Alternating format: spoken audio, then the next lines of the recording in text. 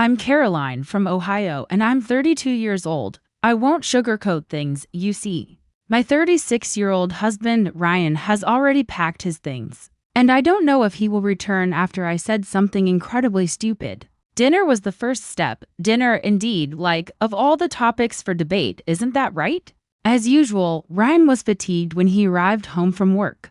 He puts in a lot of overtime at this finance company and earns a respectable salary, which allows me to avoid working. I suppose you could refer to me as a housewife.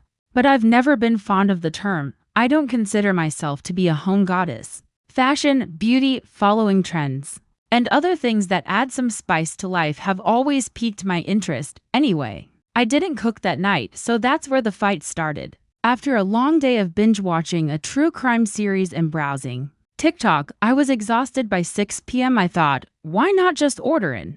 As it rolled around, isn't the money with us? However, as soon as Ryan entered the empty kitchen, he had that expression on his face that combines exasperation and disappointment and makes your jaws twitch. The first thing he said to me was, "You've been at home all day, the least you could do is make dinner." He then brought up the fact that I don't make any financial contributions, which felt like such a low blow.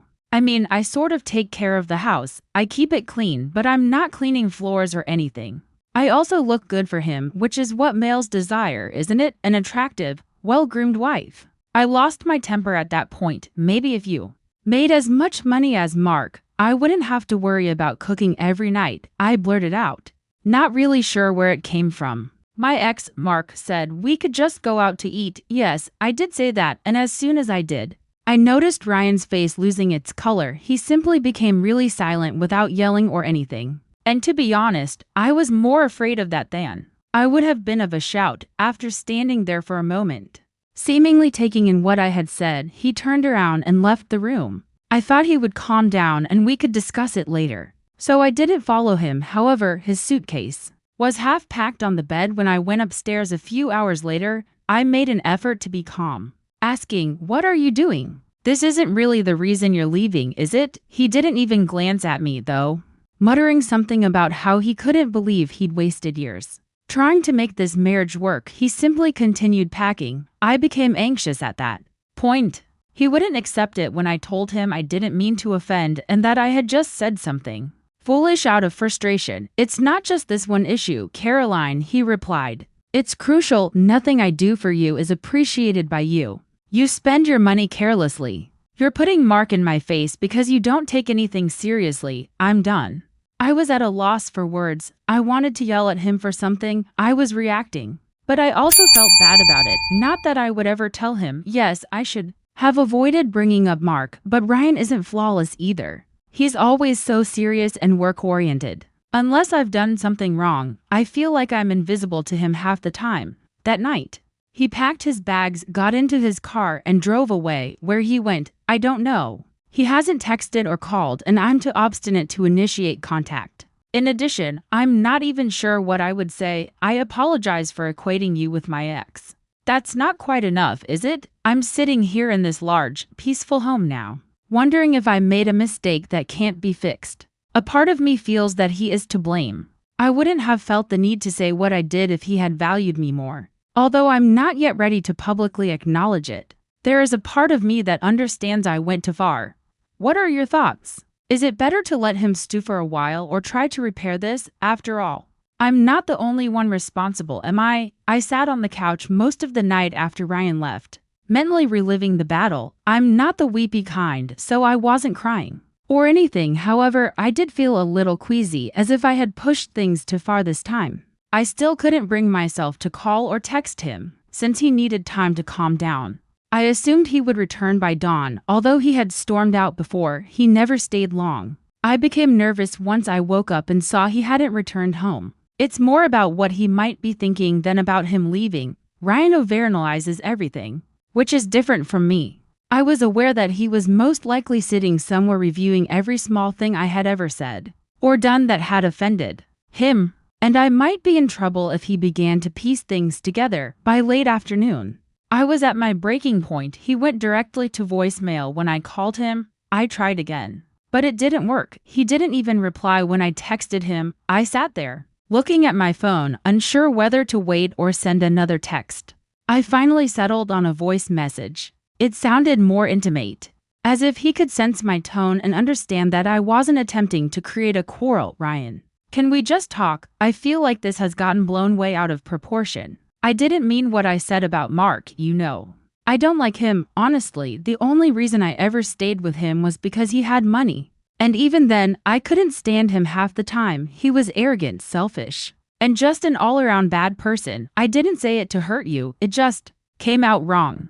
Please come home so we can talk about this. Right away, I realized how awful that sounded.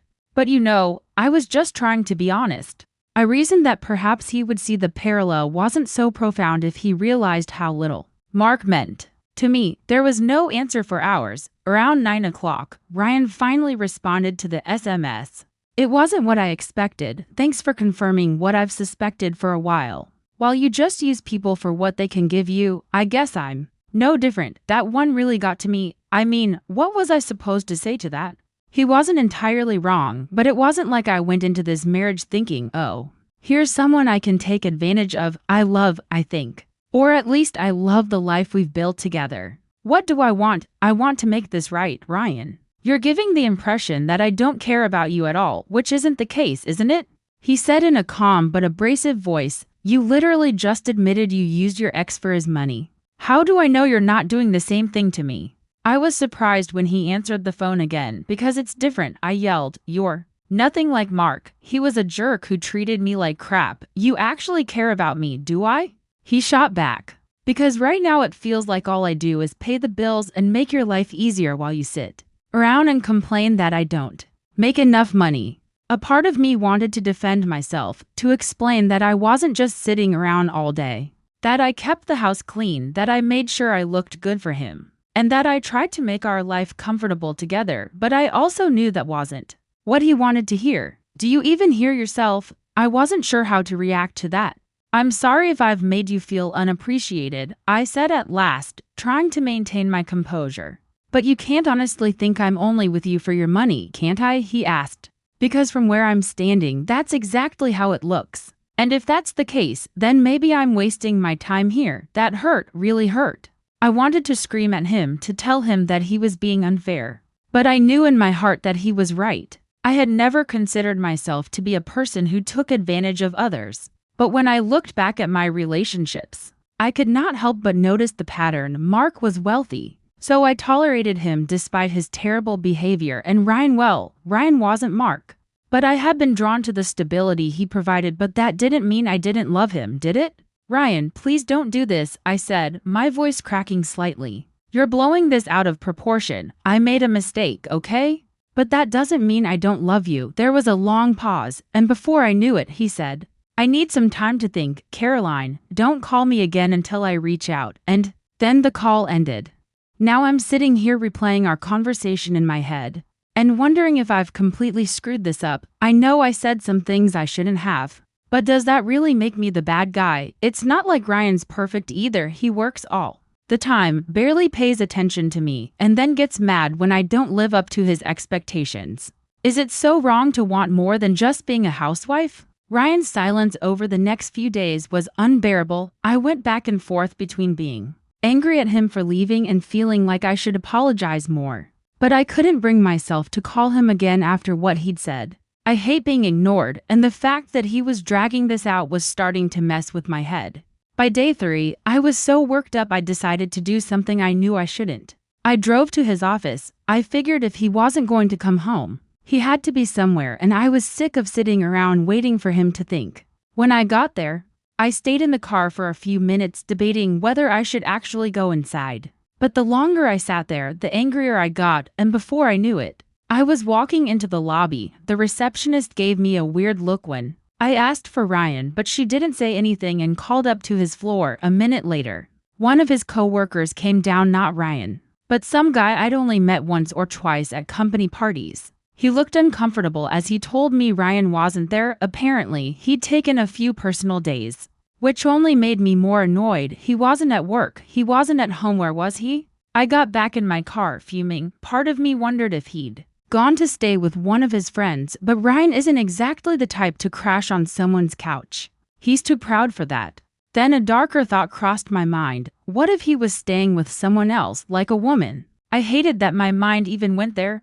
But the fact that he wasn't telling me where he was made me suspicious. I went home, grabbed a glass of wine, and started scrolling through his social media. There was nothing new, of course, but I couldn't shake the feeling that something was off. That's when I remembered his email. Ryan isn't exactly tech-savvy, and his passwords are ridiculously predictable. I told myself I wasn't going to actually snoop, just check to see if there were any clues about where he might be, but the second I logged in, I saw an email that made my stomach drop. It was from a real estate agent. The subject line read, "Follow up on your inquiry." My heart started racing as I clicked on it.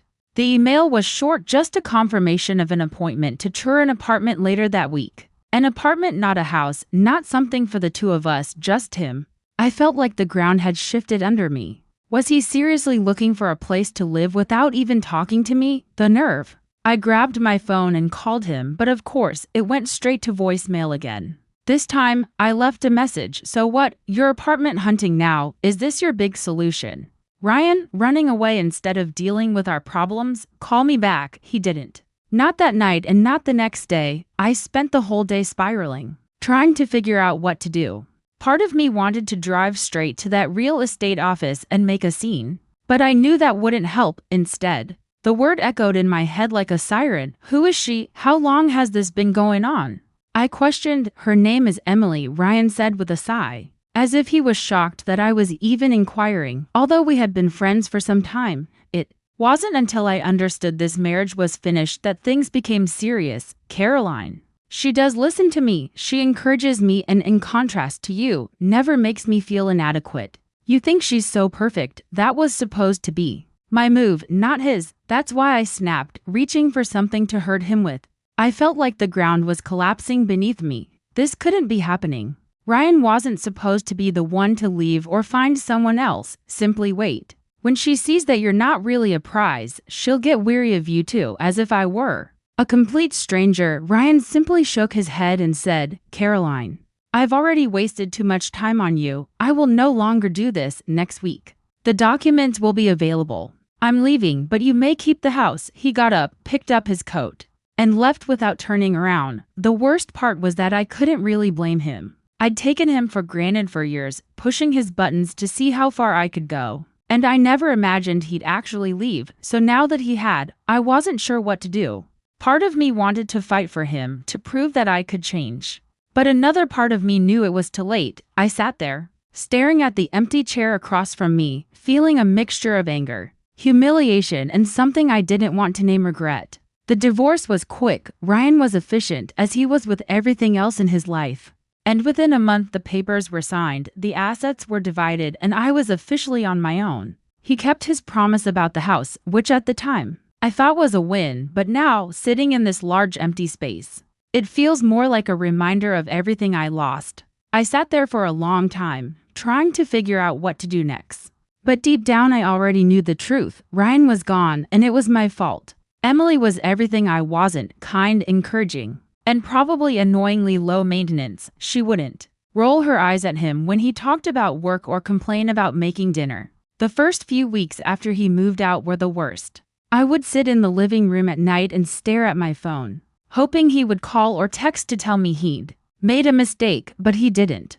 Instead, I saw pictures of him on social media, looking happier than I'd seen him in years. Seeing them together made my stomach turn. It wasn't just jealousy, though there was plenty of that. It was this gnawing realization that he looked free, like he'd been carrying the weight of our marriage for so long, and now that it was gone, he could finally breathe. Meanwhile, I was suffocating. The bills started piling up faster than I expected. Sure, I got spousal support, but it was enough to cover my lifestyle. I had to cut back on everything. No more online shopping sprees, no more weekly salon appointments, no more dinners out with friends. I even had to sell some of my designer bags just to keep up with the mortgage. As much as I hated to admit it, I was running out of options. At first, I told myself I'd figure something out. Maybe I'd get a job, though I wasn't exactly sure what I was qualified to do. I hadn't worked since my early 20s, and even then it was just a string of retail jobs I barely showed up for. The idea of starting over at 32 with no skills and a resume that could fit on a post-it was terrifying, but the worst part wasn't the money. It was the loneliness. For years, I'd taken for granted that Ryan would always be there. Even when we fought, I knew he'd come home at the end of the day. Now, the silence in the house was deafening. I thought about reaching out to friends, but most of them were married with kids, too busy with their own lives to deal with my drama. The ones who did call only wanted to gossip about the divorce, not actually help. I tried dating, mostly out of spite. I downloaded a couple of apps and went on a few dates, but it was a disaster. Every guy I met seemed either uninterested or way too interested in all the wrong ways. None of them were. Not that I'd ever admit it, but I missed him. I missed the way he'd laugh at my terrible jokes and the way he'd roll his eyes when I spent too much on shoes but still paid the credit card bill without saying a word. I even missed the fights. As ridiculous as that sounds, at least when we were fighting, he still cared enough to argue. One night, after too many glasses of wine, I did something I promised myself I wouldn't. I called him. It went straight to voicemail, of course, but I left a message anyway. I don't know why I'm calling. I guess I wanted to say I'm sorry for everything. I know I didn't treat you the way I should have, and I don't blame you for leaving. I hope you're happy. He never called back, but honestly, I didn't expect him to. He'd moved on, and it was time for me to do the same. It's been 6 months now. Ryan and Emily are still together, and from what I hear, they're already talking about moving in together. I've stopped stalking their social media. It only made me feel worse. Instead, I've been trying to figure out what's next for me. I got a part-time job at a boutique downtown, which isn't glamorous, but it's something. It's not enough to keep the house, though, so I'll probably have to sell it soon. The thought of leaving this place, the place where we built our life together, makes me sick. But I don't have a choice. Sometimes late at night, I let myself wonder what might have happened if I'd been different, if I'd appreciated Ryan more, if I'd tried harder. But it's too late for what ifs. This is my reality now, alone, broke, and starting over. And Ryan, he's happy, genuinely happy. It's funny, I used to think he'd never survive without me, but it turns out I'm the one who can't survive without him.